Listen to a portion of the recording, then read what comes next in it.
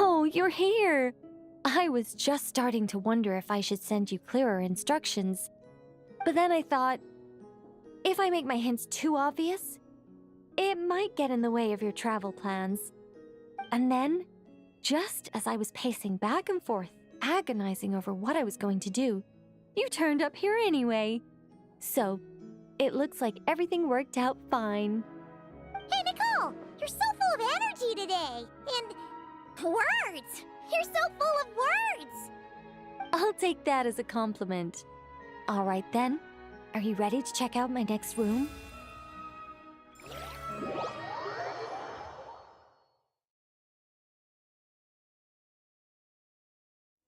Is this Nicole's studio? Why is it...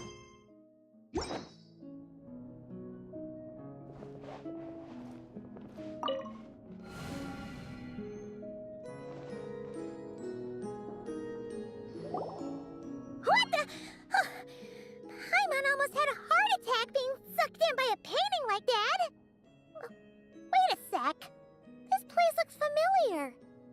Oh, it's the table where the mages hold their tea parties. It all started the first time Alice invited me for tea.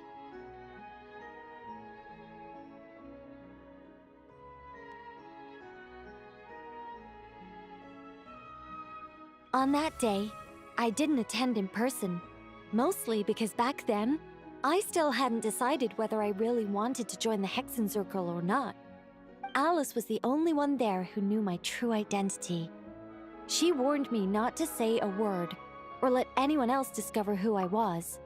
I was only supposed to observe. And then what happened? Well, then I concluded that she was punishing me for my hesitation to join. Everyone was talking about such interesting things. How could I not chime in? And of course, when you're in the middle of a conversation and someone throws out a question you know the answer to, how are you supposed to keep your mouth shut? Which brings us to the bet between Barbeloth and Alice, Rhindaughter's forbidden creations, Ivanovna's political machinations. It was like a series of exquisitely acted plays, distilled within the confines of a teacup. Their words alone were enough to ignite my instinct to lay the truth bare before them. So, you piped up inside their heads? Of course not. Even though I felt like my head was going to explode, I still made sure to hold it all in. I'm a responsible angel, after all, and I'm well aware of the difference between what I want to say and what I'm allowed to say. So, I had a private little word with Alice inside her head, just me and her, and I agreed to join the Hexenzirkel, right there and then. She was quite happy about my decision, but as for the talking inside her head, well, she claims that over the next few days, she had such a headache that she had to visit a doctor in Liyue to get some relief. But she can hardly blame me for that.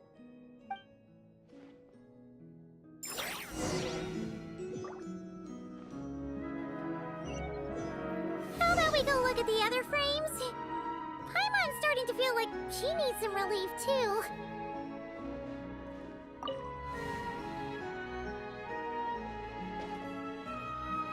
Is that an Irminsul tree? Oh, this painting here? You're clearly no strangers to the white trees. But did you know that the first angel's betrayal happened beneath one of their very boughs? Huh. Paimon's curious now. Well then, I guess it's finally time for me to tell you a tale of romance and horror. Let me just think how best to protect the identity of those involved. All right, got it. A long, long time ago, there was once a traveler who wandered among the stars. They were nothing like you, but that's not important right now. One day, he traveled to a silver tree to visit the princess of the morning star. Before long, he started asking her about her kingdom's most forbidden secrets. His words puzzled the princess. How could he possibly know of all these things forbidden by the gods? The young man revealed his origins and showed the princess things she had never seen before: a free will and love, both noble and spiritual. His words awakened her sense of self, hitherto shackled by the gods. Her heart soared, carrying her beyond limits she had never crossed before. The Princess of the Morning Star confided the kingdom's secrets to the youth, and between them, love grew and blossomed, along with a determination to defy the gods. This is just a cookie-cutter love story.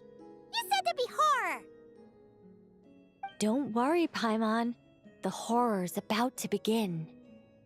They yearned to help the people live lives of unfettered freedom, but the gods could not forgive their betrayal. They sent down thunder and fury, destroying the lovers' home. And when the Great War subsided, the power and the wisdom of the princess were lost, never to return. Even her closest friends were cursed. Yeah. That ending was pretty scary after all. But didn't you say you were going to tell us about the first angel? And you're not saying this story's actually true, are you? It sure is. And that's the scariest part.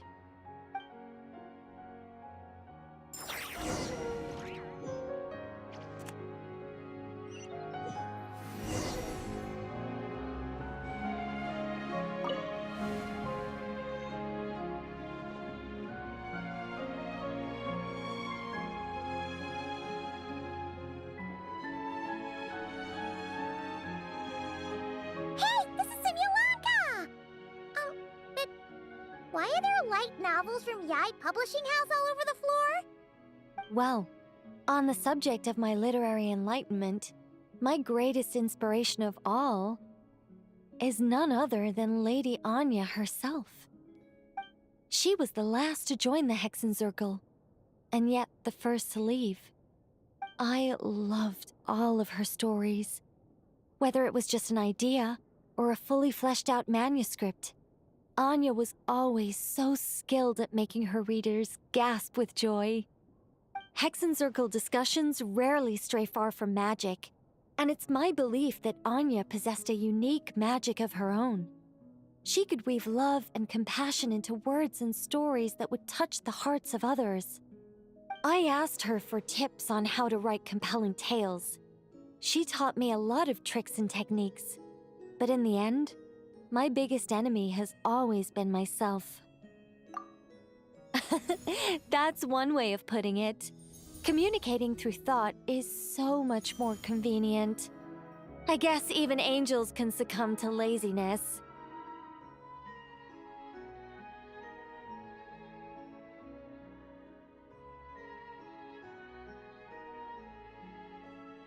However, recently I've resolved to make an effort, even if it's just to spare myself reproaches from a certain old Seelie friend of mine.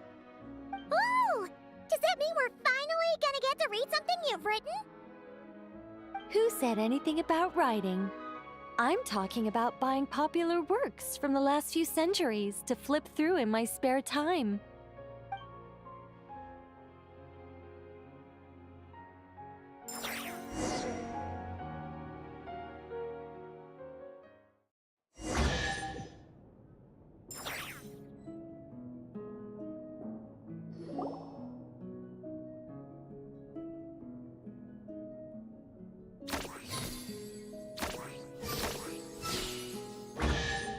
These paintings all remind me of places that hold great significance in my heart.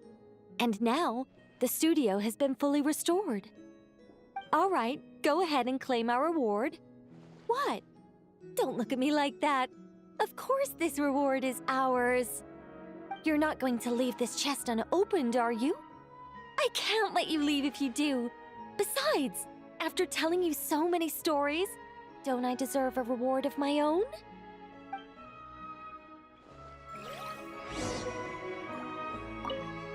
A happy story all wrapped up. See you next time! Come to think of it, this Mage's Lodge holds a special significance for me, too. A painting within a house within a painting, worlds within worlds. Fascinating, isn't it?